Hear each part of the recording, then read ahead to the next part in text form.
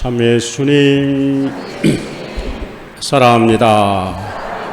네, 우리 옆에 있는 분들 같이 인사 나눌까요? 잘 지내셨습니까? 한 주일 동안 늘 행복하시고 기도 중에 함께 하도록 하겠습니다. 네, 오늘은 연중 제19주일로서 오늘 강론을 생명의 양식으로 위로를 얻으며 살자는 제목으로 함께 나누고자 합니다. 때때로 우리는 예기치 않는 큰일을 겪고 감당할 수 없는 시련과 공경에 빠지기도 합니다. 사방이 벽처럼 느껴집니다. 단 한 발짝도 나갈 수가 없어요. 극심한 두려움과 불안함, 혹시 무슨 일이 생기지 않을까, 그런 것이 엄습해 오고, 나름대로는 열심히 신앙생활 해왔는데 이게 뭐야? 신앙생활의 의미도 느끼지 못하는 거죠. 하루하루가 무기력하고 우울합니다. 어떤 분들은 공황장애에 시달리기도 합니다. 괴롭고 힘들어요. 여러분, 이런 고난이죠.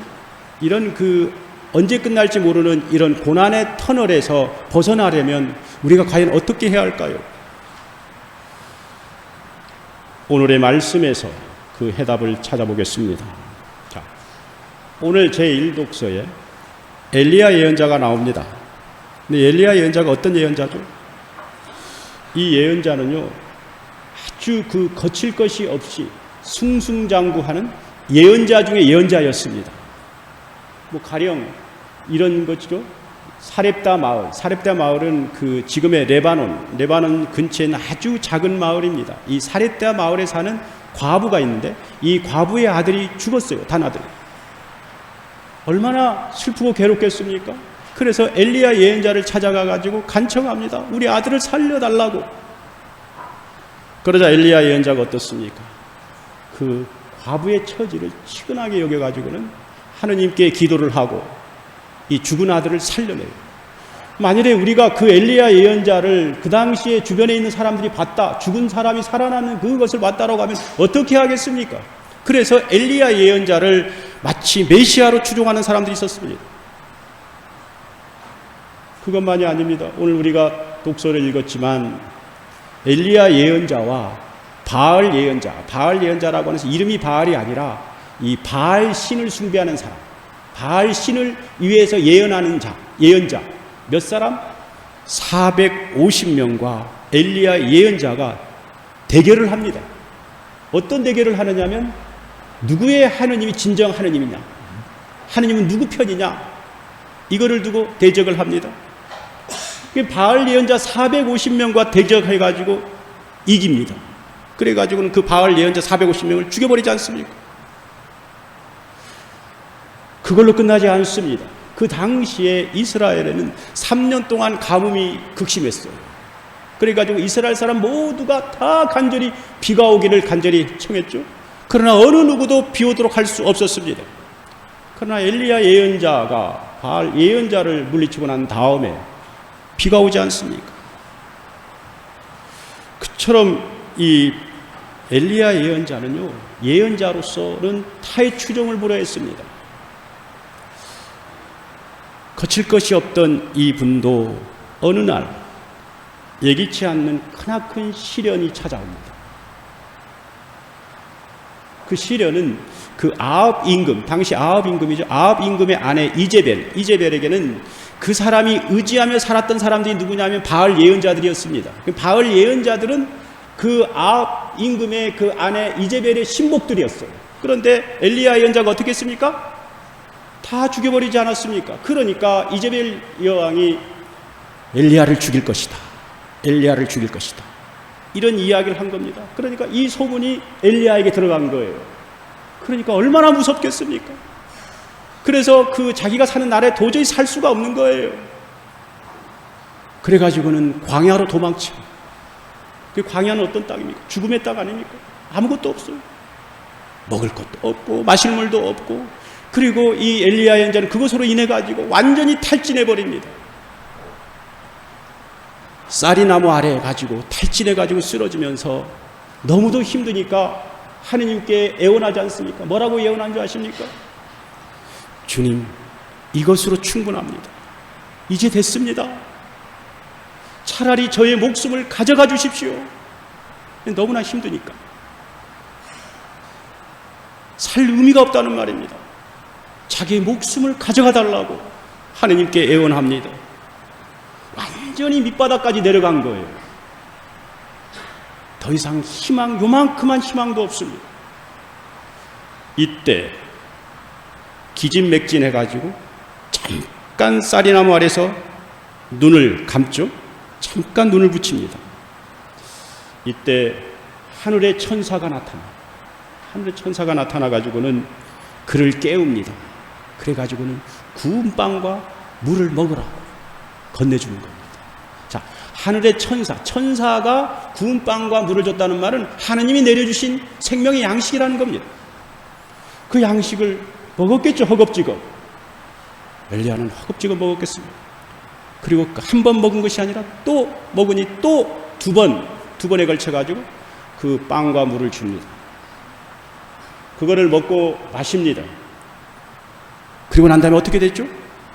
완전히 밑바닥으로 떨어졌던 이 엘리야 예언자가 정신적으로 육체적으로 완전히 기운이 새롭게 솟아납니다. 힘을 얻죠. 그래가지고는 다시 일어섭니다. 일어선다는 말은 무슨 말입니까? 그 어둠의 그 시기를 뚫고 이제 새로운 삶으로 나가는 거예요. 그래가지고는 무려 40일을 밤낮으로 걸어가지고 하느님의 산 호렙산으로 가는 겁니다. 거기서 새로운 하느님의 일을 시작하는 겁니다. 자, 여러분 여기서 한번 생각해 볼 수 있는 단어가 있습니다. 자, 우리가 보통 음식을 먹으면은 하루 정도 먹으면 그걸로 하루 정도 기운이 납니다. 그러면 또 먹고 이렇게 하지 않습니까? 그러나 엘리야 예언자는 딱 2번 빵과 음료를 먹었어요. 그런데 2번 먹고 난 다음에 기운을 차려가지고 며칠을 걸었다고 했습니까? 40일을 밤낮으로 걸었다는 겁니다. 그러니까 하느님의 생명의 양식은 단지 배고픔을 주는 것이 아니라 우리로 하여금 완전한 삶의 변화로 이끌어주는 생명의 양식이다 라고 하는 거예요. 이 양식은 우리가 눈에 보이는 양식일 수도 있지만 우리의 삶을 바꿔주는 위로의 말씀이기도 합니다. 하나님의 위로의 말씀, 이 삶을 위로의 말씀을 잊고 살면 우리는 새로운 삶으로 살 수 있는 거예요. 자, 이 양식은 우리를 살리는 생명의 양식입니다. 그런데요, 오늘 복음에서 예수님은 당신을 일컬어 가지고 생명의 빵이라고 선언합니다. 그런 다음에 아주 중요한 이야기를 합니다. 뭐라고 얘기하느냐면 이 말은 꼭 기억하시기 바랍니다. 예수님은 생명의 빵이라고 선언한 다음에 나를 보내신 아버지께서 이끌어 주시지 않으면 아무도 나에게 올 수 없다. 아버지께서 이끌어 주셔야만 올 수 있다는 겁니다. 그리고 나에게 오는 사람은 내가 마지막 날에 다시 살릴 것이다. 이 2개의 말씀은 별개의 말씀처럼 보이지만 하나의 말씀입니다. 우리가 간혹 그런 생각을 합니다. 나는 나의 의지로 내가 선택해가지고 성당에 온 거야. 그리고 내 의지로 내가 믿고 내가 신앙생활 하는 거야. 이렇게 생각을 합니다. 이런 생각을 갖고 있으면 우리는 때로는 내가 신앙생활 하다가 어렵고 힘든 일이 있으면은 그래, 신앙생활을 조금 쉬자. 그렇게 하면서 어떤 신앙의 주체가 내가 되어버리는 겁니다. 그래서 신앙을 거래를 하게 되는 겁니다. 틀린 말이라는 겁니다. 원래 내 의지로 내가 신앙을 선택하기 전에, 내가 성당에 오기 전에 하느님께서 먼저 우리를 신앙으로 이끌어 주셨다는 겁니다. 그래서 우리로 하여금 당신 앞에 나와가지고 구원의 길을 걸을 수 있도록 인도해 주셨다는 겁니다. 여러분, 구원이 무엇입니까? 구원은 어떤 분이 얘기하면 구원하는 나라에 가는 거 아닙니까? 구원은 단지 천국행 티켓을 이야기하는 게 아닙니다. 구원은 하나의 여정을 이야기하는 겁니다. 우리가 하느님의 자녀가 되는 것이 바로 구원인 거예요. 그리고 하느님의 자녀로 끝나면 안 됩니다. 하느님의 자녀가 돼서 주님께서 은혜를 주시면 내 신앙이 보태져 가지고 내 신앙이 양육됩니다. 성장됩니다. 이런 것이 바로 구원인 것입니다.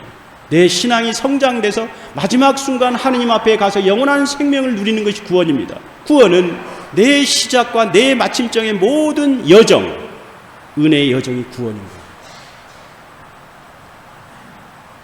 그런데 이 구원을 얻기 위해서 우리가 해야 할 일 중에 가장 중요한 것이 바로 생명의 빵이신 주님을 받아 모시는 겁니다. 성체성사에 참여하는 거예요. 성체성사에 참여를 하면은 우리 영혼의 생기와 활력이 생깁니다.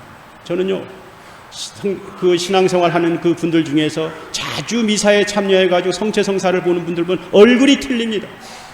얼굴이 영적으로 활력이 있습니다. 영적으로 생기와 활력이 있으면은 세상에서 주어진 어떤 무기력이라든지 불안함이라든가 두려움을 이겨낼 수가 있습니다. 여러분, 고통인 이유가 뭡니까?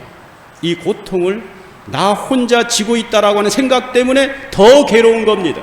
그런데 그것이 아니라 이 고통 가운데 하느님이 함께 계셔 라고 생각하면 아무리 어려운 일이라도 그것을 이길 수 있는 영적인 힘이 생기는 거예요. 이게 바로 성체성사의 힘입니다. 성체성사는 우리로 하여금 영적 용기와 힘을 주가지고 고난을 뚫고 진정 주님 보시기에 좋은 신앙의 길로 이끌어주는 은혜의 길인 것입니다.